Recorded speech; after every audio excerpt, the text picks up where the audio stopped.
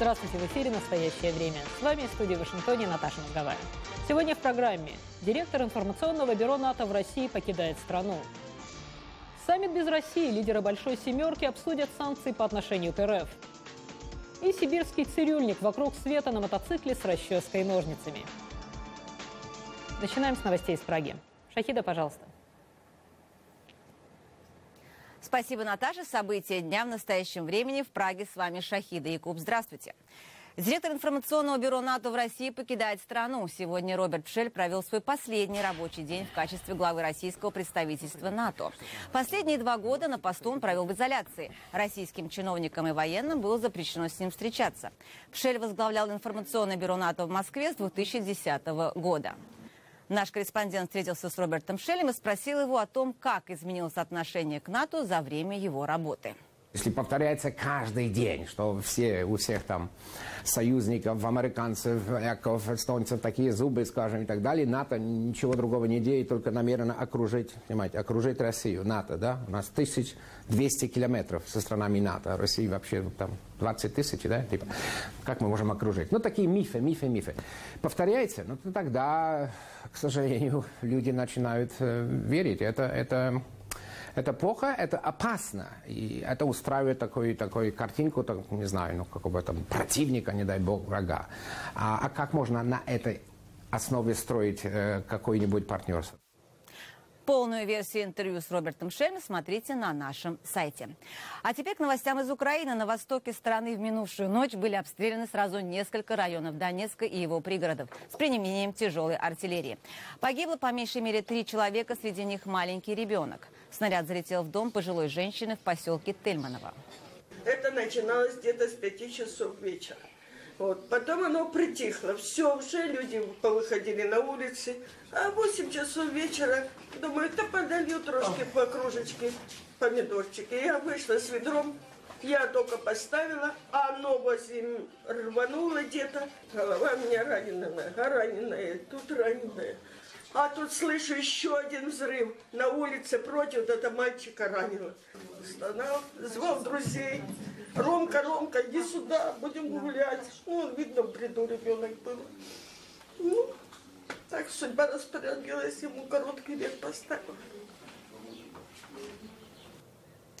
Из-за повреждения трансформаторных подстанций во многих районах нет света и электричества. Такая же ситуация в городе Марьинка, который стал эпицентром противостояния между украинской армией и силами сепаратистов 2 дня назад. Нашему корреспонденту удалось попасть в город и поговорить с жителями. После неудачной атаки сепаратистов приходят в себя местные жители Марьинки, города возле Донецка. Газопровод перебит, в домах нет света, от взрывов снарядов разбились окна. Еду местные жители готовят на улице. Как мы легли спать, в 4 утра я услышала вот эти вот грохоты, непонятно где и что. Мы отодвинули кровать, кинули туда матрас, я мужа к себе забрала. Все, вот. И тут мы до 10 часов утра пролежали. Это все было где-то 9, начало 10-го, не знаю. Я боялась выйти вообще куда-то. В городе есть больница, но сейчас она не работает. Местные жители, среди которых есть молодые мамы, нуждаются в помощи. Местная поликлиника работает, но, извините, от них помощи никакой толком, честно скажу. Честно, нам одна единственная помощь нужна. Одна. Сделать внукам БЦЖ. Ни одному, ни во второго нету. Не сделаем в роддоме. И вакцину мы нигде достать не можем. Также от боев пострадали жители соседнего города Красногоровка. 2 пациентов из больницы эвакуировали. Александр Касаткин, Инна Вареница для настоящего времени. Тем временем в Луганске украинские солдаты охраняют Луганскую теплоэлектростанцию вблизи города Счастье. ТЭС – важный стратегический объект, обеспечивающий электричеством большую часть Луганской области. О том, как защищать станцию, наш следующий репортаж. Яркие огни в ночном небе – это следы от трассирующих пуль. Бойцы 92-й механизированной бригады ВСУ наблюдают за ними со своих позиций. Их задача – оборонять теплоэлектростанцию, следить за тем, чтобы в домах Луганской области не гас свет. По утрам солдаты обходят территорию вокруг электростанции, проверяют сигнализации, ищут бреши в защите. Это не наше взрывное устройство. Украинская армия таким не пользуется методом. На крыше расположена наблюдательная площадка. Здесь дежурят пулеметчики. Стараниями волонтеров у них теперь есть специальная оптика, которая рассчитана на большие расстояния для просмотра. подсобных помещениях ТЭС живут сами бойцы. На стенах развешаны детские рисунки. Больше всего солдаты хотят вернуться домой. Таки 21 век. Ну давай перебьем друг друга, что дальше? А дома жінки, дети. До сих пор бойцам удавалось сохранить электростанцию. Даже после минометных обстрелов в конце мая энергоснабжение удалось восстановить. Екатерина Кочкина, Михаил Штекель. Настоящее время. Группа депутатов Европарламента призвала правительство Азербайджана безотлагательно освободить всех политических заключенных.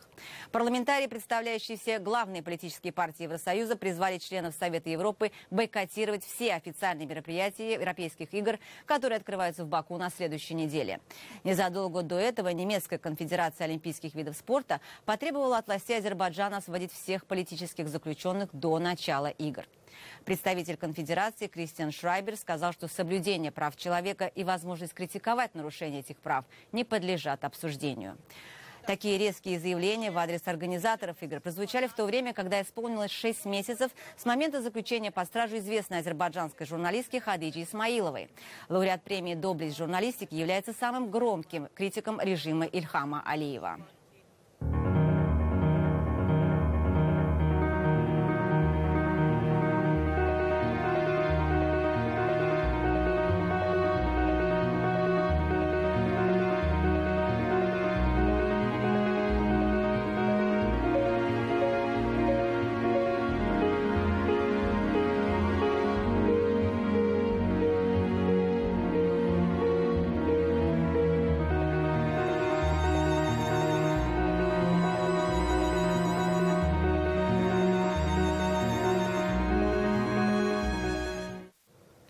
Мы возвращаемся к ситуации в Украине, но теперь из Вашингтона. Наташа.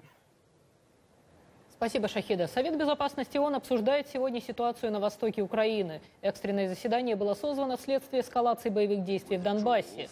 Представитель ОБСЕ доложил о существенном ухудшении обстановки, назвав обстрелы Марьинки новым, вызывающим озабоченность развитием событий. Заместитель генсека ООН по политическим делам Джеффри Фельтман заявил, что налицо либо возвращение к углубляющемуся и неуправляемому конфликту, либо его кратковременная эскалация, но, по словам Фельтмана, мировое сообщество не может позволить себе ни одно, ни другое развитие событий. Из-за продолжающихся столкновений в Восточной Украине более миллиона человек покинули свои дома. Война и вынужденный переезд тяжело сказались на психике многих переселенцев, в особенности детей. На помощь пострадавшим от конфликта приходят волонтеры, в том числе профессиональные психологи. Подробнее об этом в репортаже Даниэла Шерфа. Праздничная карнавальная атмосфера – приятная смена обстановки для этих семей, бежавших от насилия на востоке Украины. Максим Маслюк с женой и 5 детьми живут в Киеве, куда они перебрались из Луганска 9 месяцев назад. Однако адаптироваться к жизни на новом месте им все еще сложно. Больше сейчас у Дианки возраст такой 14 лет, вот, и она плохо адаптируется сейчас в среде своих сверстников. Как отмечает Леся Литвинова, основатель волонтерского центра, который организовал это мероприятие, некоторые жители негативно относятся к переселенцам, считая их сторонниками сепаратистов. Леся и ее семья принимают активное участие в украинских событиях еще с прошлого года. Наше поколение уже никогда не выйдет из ситуации войны. Когда бы она ни закончилась, вот здесь она будет до конца жизни. Центр регистрирует вновь прибывших переселенцев и организует раздачу еды, одежды и медикаментов из пожертвований. Приехавшая из Мариуполя мать 6 детей Ольга рассказывает, что они делают все возможное, чтобы облегчить стресс для семей, которые последние месяцы живут в этом убежище для переселенцев. Беспокойство, допустим, выехать из зоны, выехать когда непосредственно с зоны АТО, да, и когда ты едешь и не знаешь, где ты будешь жить, вот это, как говорится, оно отражается не только на психологическом состоянии детей, но и взрослых в первую очередь, когда они знают, куда у них маленькие дети, им нужно где-то с ними находиться. По словам Ольги, помощь психологов-волонтеров очень много значит. Как отмечает координатор Марина Бресловец, дети-переселенцы, своими глазами видевшие вооруженный конфликт, сталкиваются со множеством проблем. Дети боятся засыпать, дети боятся оставаться в комнате без взрослых.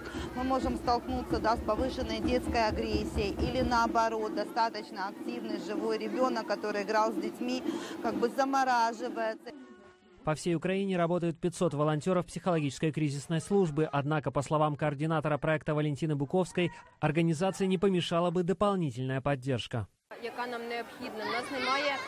Мы не получаем от государства помощи в необходимом объеме. Нам нужны государственные стандарты реабилитации, государственные программы реабилитации и поддержка для людей, которые страдают. На предстоящем саммите Большой Семерки президент Обама обсудит с европейскими партнерами возможность продления санкций в отношении России. Встреча в верхах по традиции призвана обсудить глобальные вопросы экономики, торговли, защиты окружающей среды, борьбы с бедностью. Однако вопросы текущей политики, исламское государство в Ираке и Сирии, Украина и Россия, переговоры с Ираном явно привлекут главное внимание мировых лидеров. Александр Панов продолжит тему. В воскресенье и понедельник в замке Эль-Мау, курортном комплексе в Баварских Альпах на границе с Австрией, Большая Семерка будет обсуждать мировые проблемы в привычном для себя формате. Через год после того, как лидеры Международного клуба развитых индустриальных стран отказались приехать в Сочи, ответив таким образом на российскую аннексию Крыма. Путешествие России в клуб мировых лидеров, начатое Борисом Ельциным, завершено его преемником Владимиром Путиным. Но о России мировые лидеры собираются говорить много. Правда, не как о партнере, а как о проблеме. Большая Семерка очень активно участвовала в том, что экономика России платит огромную цену за дестабилизирующие действия в Украине. И я ожидаю, что этот вопрос будет дополнительно обсуждаться на предстоящем саммите. Но я не могу предсказать вам результаты. Саммит «Семерки» в Баварии пройдет накануне встречи Европейского совета. 25-26 июня европейским лидерам предстоит принять решение о продлении или снятии режима экономических санкций Евросоюза, срок действия которых истекает 31 июля. Для продления европейских санкций нужен консенсус. В Вашингтоне убеждены, что события на востоке Украины, где вновь гремят пушки, а число убитых с начала боевых действий достигло почти 6,5 тысяч человек, диктуют не снятие существующих, а скорее принятие новых санкций в отношении Москвы. Барак Обама будет обсуждать этот вопрос на встрече с коллегами из Германии, Франции, Британии, Японии, Италии и Канады. Россия несет ответственность за невыполнение минских договоренностей. Это консолидированная позиция США и ЕС. Барак Обама проведет отдельные переговоры накануне общей встречи с канцлером Ангелой Меркель, хозяйкой саммита. Премьер-министры Японии и Канады планируют по пути на саммит сделать остановки в Украине. Впрочем, 34 тысячи человек вышли в Мюнхене, столице Баварии, на демонстрацию протеста не из-за Украины или России.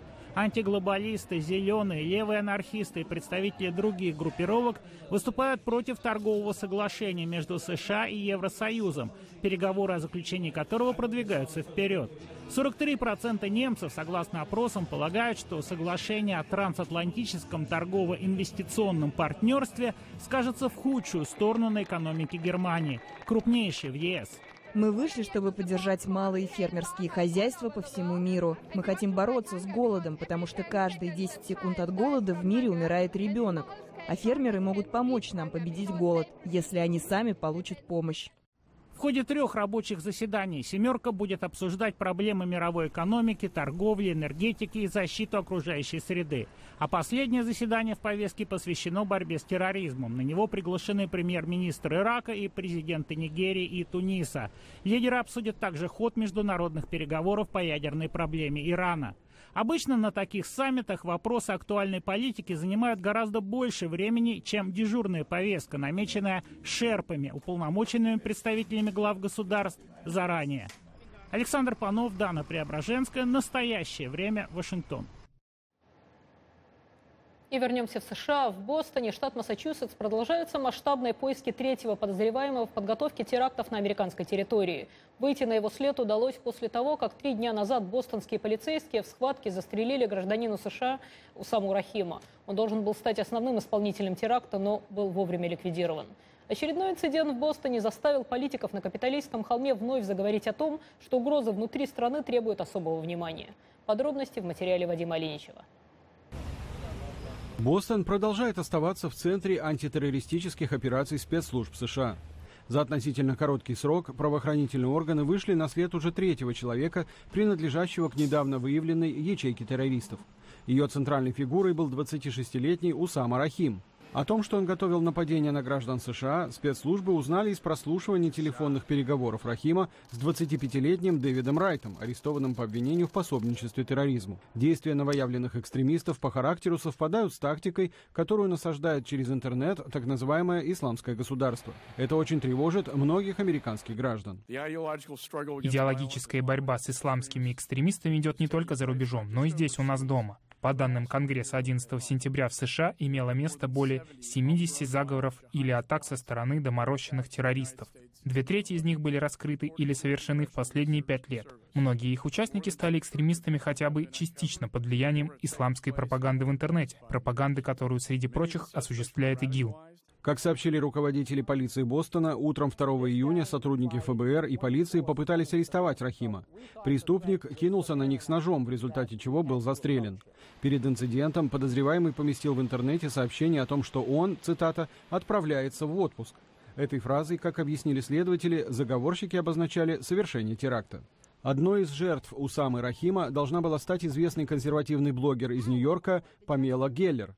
Активистка не раз выступала с резкими воззваниями, направленными против исламского экстремизма. Кроме того, Геллер была в числе тех, кто добился того, чтобы власти Нью-Йорка не разрешили построить за углом от Граунд-Зиро центр мусульманской культуры с мечетью. Как следует из интернет-корреспонденции террористов, Усама Рахим намеревался устроить кровавый спектакль, отрезав голову Памеле Геллер и нескольким служителям порядка. Это дало повод властям США утверждать, что радикализация людей на Западе, которую проводят ИГИЛ и другие группировки, представляет собой чрезвычайно серьезную опасность для Америки. Нас очень тревожит тот факт, что террористические группировки конкурируют друг с другом за сферы влияния и вербовки кадров, за источники средств, и поэтому пытаются выставить себя перед другими как самую решительную и кровожадную группу. Я разделяю мнение о том, что такая ситуация увеличивает риск терактов на американской территории. В мае главари ИГИЛ впервые взяли на себя ответственность за попытку теракта в Соединенных Штатах после стрельбы в техасском городе Гарленд. В интернет-заявлении они пообещали, что то, что ожидает американцев в будущем, цитата, «будет еще больше и страшнее». А значит, для властей США наступает время действовать решительно. Вадим Оленичев, Андрей Дегтярев. Настоящее время. Вашингтон. Продолжаем тему безопасности в киберпространстве. США подозревают китайских хакеров в осуществлении атаки на американское кадровое управление, в ходе которой могли быть похищены данные о 4 миллионах бывших и нынешних сотрудников федеральных ведомств. По мере продолжения расследования эта цифра может вырасти. Представитель китайского МИДа назвал обвинения безответственными и отметил, что его страна тоже постоянно подвергается кибератакам. Но если уж мы заговорили о мире без границ, у наших коллег в Праге другая история об одном человеке с глобальными амбициями. Шахида? Да, Наташа, наш герой из Сибири. Красноярский парикмахер Денис Юшин отправился в кругосветное путешествие на мотоцикле. Он будет стричь людей за еду, бензин и делиться эмоциями в социальных сетях. Колесить по миру Денис Юшин собирается примерно 6 лет, а желающих подстричься у него уже немало. Подробности в нашем репортаже. Электробритва, фен, горячая вода и удобное кресло. Из всего этого у Дениса Юшина уже завтра останется только походный набор парикмахеров. Последний день работы от клиентов отбоя нет. Шутка ли, мастер уезжает из Красноярска сразу на 6 лет. Путешествовать и стричь людей по всему миру в обмен на жилье, бензин, продукты, а порой просто так. Главное – объехать все страны мира. Из Красноярска сначала на Байкал, оттуда на Дальний Восток, затем в Японию, на Аляску, в Канаду, а дальше как повезет. В планах даже Антарктида.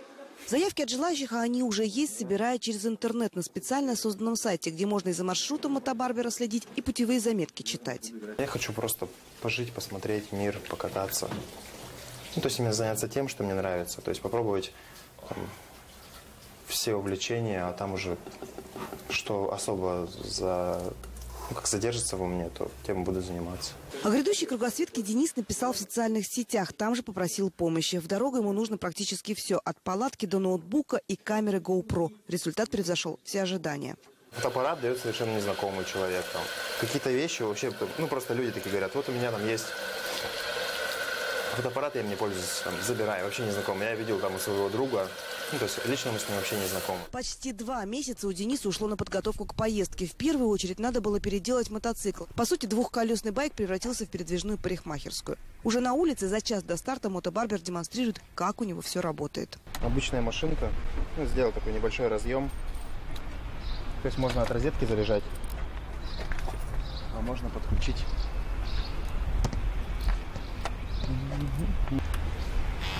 Она работает. Надо сказать, что Красноярск этим летом буквально накрыла волна необычных путешествий. Одни отправились пешком на Байкал, другие на катамаране до Хатанги, третьи на байдарках до Карского моря. Правда, все они планируют вернуться в конце лета. А вот Денис Юшин отправился по миру на целых 6 лет.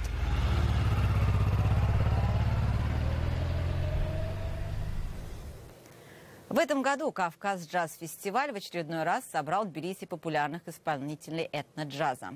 По мнению организаторов фестиваля, подобные форумы лучше всего помогают не только популяризации этого музыкального направления, но и способствуют культурному диалогу между странами региона. Подробности в материале Зураба Двали. Джаз с национальными мотивами – музыкальный стиль, который очень органично прижился во всех 3 странах Южного Кавказа. Учитывая то, что мы соседи Грузия, Армения, Азербайджан, я не могу сказать, что у нас очень часто бывает культурный обмен. Так что этот фестиваль стал хорошей предпосылкой к чему-то большему. В первый же день на сцене выступили музыканты 3 кавказских стран. Грузинская группа «Стумраби» предложила очень интересную джазовую интерпретацию грузинского фолка.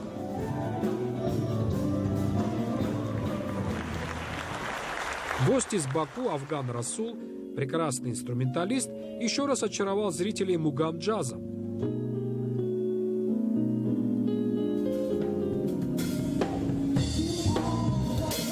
А хрупкая, но с поразительным голосом Нарине Довлатян из Армении покорила сердца тбилисской публики вариациями на темы классического джаза. Сыграть и спеть вместе на одной сцене для них редкая возможность. Думаю, что Jam Session это очень важно. Я думаю, что это соединяет народов. Для меня важно то, что мы здесь знакомимся с новыми музыкантами. И опыт для всех. В ходе 4-дневного фестиваля, организованного при поддержке Министерства культуры Грузии и мэрии Тбилиси, запланированы мастер-классы исполнителей, встречи с любителями джаза и другие мероприятия в рамках музыкального форума. Но самое главное и ценное, как говорят сами организаторы, это возможность познакомить музыкантов из разных стран друг с другом. Зураб Двали, Гога Чконя и Давид Симонишвили специально для программы «Настоящее время». Уже 300 лет его семья передает секреты ремесла из поколения в поколение. В его мастерской рождались уникальные изделия, а собранный им из стекла самолет взлетел в воздух. Именно с этим изобретением Михаил Заградник попал в Книгу рекордов Гиннесса. С легендарным чешским стеклодувом встретилась Дарья Кудрявцева. Дети с восхищением наблюдают за работой Михаила Заградника. Для них то, что происходит, настоящее волшебство. Обычная стеклянная трубочка превращается в пингвина. Михаил предлагает каждому из маленьких зрителей попробовать себя в роли стеклодува. Для детей это просто развлечение. Для старого мастера – надежда на то, что кто-то из них захочет учиться дальше. Сам он впервые попал к отцу в мастерскую, когда был чуть старше. У меня это в крови. Я стеклодув в 8-м поколении. Когда мне было 7 лет, я первый раз пришел к отцу в мастерскую и тут же обжег руку. Но мне сразу понравилось, как со стеклом можно работать. После этого Михаилу не раз приходилось обжигаться. Но это небольшая цена за шедевры, рождающиеся в его руках. Например, для того, чтобы этот механизм пришел в движение, ему пришлось просчитать все до миллиметра, проведя за работой более 100 часов. За работой мастера со стены наблюдает его дед. Михаил жалеет, что не обо всем успел поговорить ни с ним, ни с отцом. Жалею, что не всегда находил время поговорить с папой о ремесле, а потом он умер. Сейчас иногда задумываюсь, а как бы он вот это сделал? Да и просто даже не с кем поговорить о каких-то новых трюках, открытиях. Сын Михаила совсем не интересуется секретами семейного дела. Мастер-стеклодув уже смирился с тем, что на нем трехвековая история ремесла прервется. Моим детям это все неинтересно. Думаю, я буду последним. У меня целый ящик разных заготовок, и я вам так скажу. Вот умру я, и мои дети все это повыбрасывают, потому что никто даже не понимает, для чего все это нужно. И 40 лет моей работы пропадет. Очень жаль. Несмотря на то, что знаниями мастеру сейчас поделиться не с кем, он садится за стол, включает газовую горелку, и волшебство продолжается.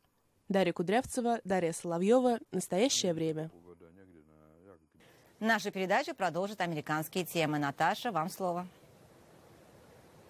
А мы тоже о прекрасном. В Нью-Йорке начались гастроли Российского театра имени Вахтангова. Легендарная труппа под управлением режиссера Римаса Туминаса привезла еврейскую и одновременно общечеловеческую пьесу «Улыбнись нам, Господи». Об американской премьере этой работы и о том, почему в США приехал именно этот спектакль, репортаж Виктории Купчинецкой. Вахтанговцы заявляют о себе прямо на Нью-Йоркской улице. У служебного входа в театр Сити-Центр громоздятся части их декораций. Старые ящики, стулья и фанерные щиты. Но дождитесь вечера, и этот неумудренный скарб на сцене превратится в метафорический ковчег, станет центром философских и человеческих откровений. Тема отцов, путешествия к сыну, к детям, все. Приближаемся мы к ним, а они уходят от нас все дальше и дальше. Еврейская философская притча «Улыбнись нам, Господи» по мотивам романов Григория Кановича выдержана в темных тонах и сделана из простых материалов. Но ярка и драгоценна по глубине и трогательности. Персонажи отправляются из еврейского местечка Мишкине на свою землю обетованную, в город Вильна, где сын одного из них совершил покушение на губернатора. В пути они встречают и людей, и волков. Их дорога как жизнь. Долгая, веселая, трагичная и интересная. Замечательный Владимир Сухоруков играет Авнера Розенталя. Ничего нового я не ищу. Просто тот багаж, который я уже накопил, то, что я за свою творческую жизнь приобрел, я хочу это использовать по полной программе. Спасибо.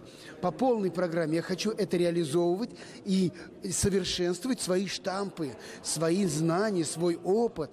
В спектакле только одна женская роль. На удивление, роль козы, грациозной и человечной. Актриса Юлия Рудберг считает, что настоящий театр не только в философских текстах, он в движении и в молчании. Театр – это совсем далеко не слова. Это причудливые узоры на канве наших действий, переживаний и событий. Так говорил Гончаров, по-моему, это очень умно. И в молчании для меня есть то золото, потому что параллельно у меня идут спектакли «Медея» и «Крик лангусты», где у меня столько текста. А потом Юлия Рудберг и Алексей Гуськов поспорили. Извините. Да ладно, я с тобой не спорю. Нет, не надо со мной спорить. Не надо. Интересно, о том, еврейский ли это спектакль или общечеловеческий. И оба, конечно же, были правы. Я абсолютно подписываю под всем, что сказали ребята и Римас Владимирович. Но для меня еврейская тема в этом спектакле очень мощна. Что делать, если мы с детьми можем только прощаться? Ну, я про это думаю, я про это знаю, это мои размышления. Ну, как я могу сказать, что это еврейский? Это русский спектакль. Все, необсуждаемо. Как же продюсеры выбирают спектакли для американского зрителя? Во-первых, мы, конечно, смотрим на качество спектакля и международного ли этот спектакль качества. Спектакль Римаса Туминаса – пример фантастического реализма, стиля, который был так органичен для самого Евгения Вахтангова. Несмотря на сложность, которая в мире сейчас витает, мы надеемся внести свою человеческую, актерскую, театральную, какую-то нравственную позицию для соединения и для уменьшения каких-то напряжений. Виктория Купчинецкая, Даниэла Шрайер. Специально для настоящего времени из Нью-Йорка. И от пищи духовной к пище банальной. Сегодня в Америке отмечают Национальный день пончика. Он стал ежегодным праздником во времена Великой депрессии. В 1938 году, когда чикагский филиал армии спасения устроил акцию в честь волонтеров Первой мировой войны, женщин, которые пекли пончики для солдат. Во многих пекарнях сегодня с утра выстроились очереди за бесплатными пончиками, которые выдают, если вы покупаете напиток. Вообще, один из самых распространенных стереотипов, связанных с американскими пончиками, это то, что они являются любимым лакомством местных полицейских. Но на самом деле у полицейских на ночном дежурстве зачастую не было выбора кафе, в общем, которые были открыты допоздна, они как-то редко специализируются на здоровой пище. Ну, в общем, мы поздравляем вас с Национальным днем пончика, но если у вас вечер, от подобной выпечки, конечно, лучше воздержаться. На этом наша программа подошла к концу. Спасибо, что были с нами. До встречи в эфире. Спасибо, Шахида. Мы благодарим коллег в Вашингтоне и всех наших зрителей. Смотрите нас в эфире своих национальных телеканалов в настоящее время. Шахида Якуб. Всего доброго. До свидания.